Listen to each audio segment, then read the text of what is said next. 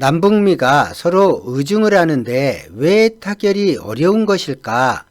최근 변해가는 한국 모습에 혼란스러워하는 미국과 일본, 이 두 가지 이야기를 오늘 하겠습니다.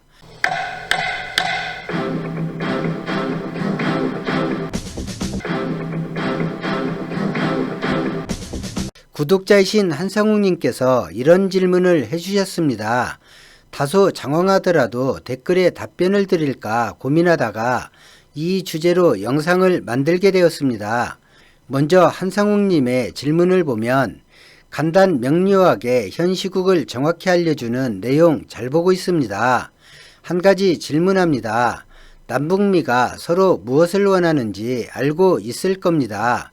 그래서 하는 말인데 단계를 하나하나 밟을 게 아니라 그냥 확 종전선언, 북미 수교, 경제 제재 해제, 남북 경제협력 등을 해버리고 남북 연합국가 선언하고 북한도 친미국가가 되어 북한의 미군 주둔도 하고 중국과 러시아를 견제하는 남북미 군사동맹을 맺을 수는 없을까요? 이런 질문이셨습니다. 남북미 서로서로 잘하니 쟁점이 되는 문제를 한 번에 털어버리고 남북미 3자 군사동맹까지 가면 좋겠다. 이런 말씀입니다. 한상욱 구독자님 말씀처럼만 되어도 참 좋겠다는 그런 생각을 하게 됩니다. 남북미가 서로 원하는 것을 다 안다. 네, 다 압니다. 최소한 서로 원하는 것은 다 알고 있습니다. 북한이 무엇을 원하는지, 미국이 무엇을 원하는지, 한국이 무엇을 원하는지 서로 알고 있습니다. 그래서 타결이 안 되고 있습니다. 무슨 말이냐고요? 원하는 것은 상대의 희망이지 나의 희망이 아니므로 그렇습니다. 그리고 상대 희망을 들어주었을 때 상대가 내 희망도 들어줄 거라는 신뢰가 없는 것이 두 번째 이유입니다. 나는 포기했는데, 나는 양보했는데 저놈이 뒤통수 치면 어떡하지? 이건 북한의 생각입니다. 내가 그렇게까지 할 필요가 있나? 지금도 나에게 그리 나쁜 상황이 아닌데 말이지.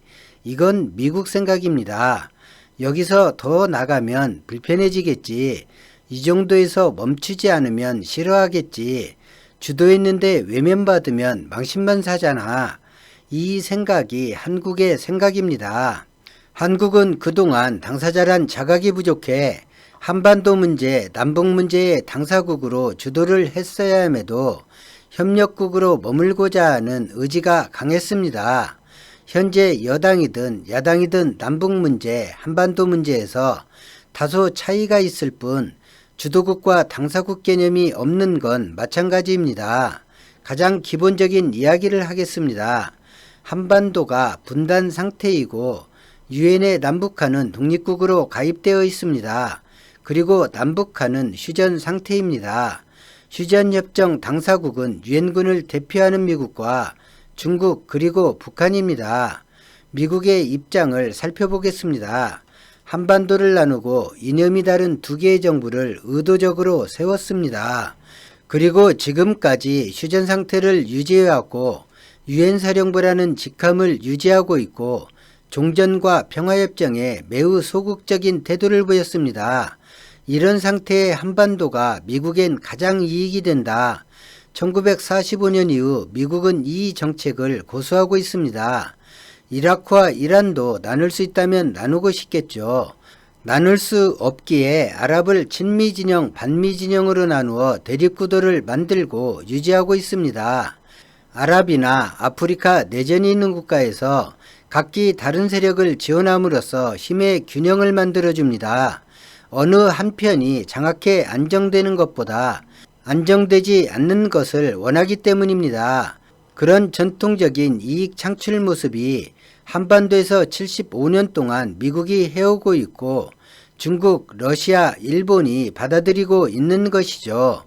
1990년 한국과 소련이 수교하자 미국과 수교를 제안했고 당연히 될 줄 알았던 북한의 생각과 달리 미국은 북한 제의를 거절했습니다.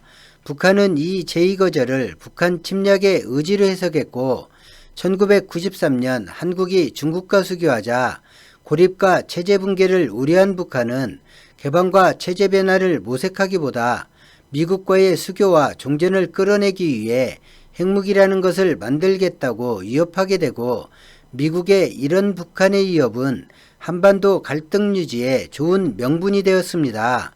국제사회는 인정하지 않지만 2017년 북한은 100킬로톤 규모의 핵실험을 했고 핵 무력 완성을 선언했습니다. 1953년 이후 가장 전쟁 위험이 고조된 해이기도 합니다. 핵은 만들었는데 미국과의 협상은 1990년 이후와 별반 다를 것이 없는 상태입니다. 당시 요구한 북한의 조건과 지금의 조건이 별반 다르지 않습니다. 일괄 타결이 한 번 있었습니다. 클린턴 행정부 시절 제네바 합의가 그것입니다. 미국 공화당이 상원을 장악해 협상 지원 예산을 삭감해버리고 노골적으로 북미 협상을 파탄으로 만들었습니다. 미국 대통령 클린턴이 동맹국에 북미 협상 진행 비용, 즉 북한에 제공하기로 한 경제 지원 비용과 중유 공급 비용을 구걸하는 웃지 못할 일이 발생하기도 했습니다. 미국 내에서 북한 붕괴론이 나오기 시작했고 곧 붕괴할 북한이라 여겨 클린턴도 더는 노력하지 않았습니다. 북한은 핵을 완성하고 ICBM을 만들었으니 미국과 협상은 이어질 거라고 생각하지만 한편에선 클린턴, 부시, 오바마로 이어지는 약속이 어긋났던 경험이 되풀이될까 우려하고 있기도 합니다. 트럼프와 3번의 정상회담을 하는 등 만남 자체에는 큰 진전이 있었지만 신뢰를 기반으로 실천 방안을 끌어내진 못했습니다. 그리고 우리 대한민국이 있습니다. 어떤 일이든 주도국이 있고 당사국이 있고 협력국이 있습니다. 주도국은 말 그대로 사안을 주도해 나가는 국가입니다. 국제적으로 주도국은 미국, 러시아, 독일, 영국과 프랑스, 중국, 그리고 인정하기 싫지만 숙적 일본이 있습니다. 주도국 중에서도 주도국과 협력국으로 지위가 나뉘는 것을 우리는 보게 됩니다. G7 국가인 이탈리아, 캐나다는 주도국 위상이 많이 추락했습니다. 일본 위상이 갈수록 추락하는 모습은 한반도 영향력이 줄어드는 것이어서 우리에겐 좋은 일입니다. 주도국의 특징은 서로 지위를 인정해주며 지위를 유지한다는 것입니다. 그리고 면면을 살펴보면 오래된 전통의 강국들임을 알 수 있습니다. G7을 해체하고 새로운 G11이나 G12를 구성하며 트럼프가 한국을 초청하고 영국이 G10 구상을 본격화하며 한국을 초청했을 때 문재인 정부가 묻고 따지지도 않고 참여 의사를 밝히고 일본이 외교적 결례임에도 반대 의견을 밝힌 것은 주대국 대열에 함께 어울리면 말 그대로 주도국이 되기 때문입니다. 한반도 북핵 문제는 국제적인 이슈입니다. 그동안 한국은 당사국이면서 협력국의 자세를 유지해왔습니다. 주도국이 되려고 시도해본 적도 없습니다. 당사국으로서 제대로 발언한 때도 사실 없습니다. 주도국으로 행세를 하려 해도 협력해주는 힘 있는 국가가 없으면 관련국 사이에 갈등만 만들게 됩니다.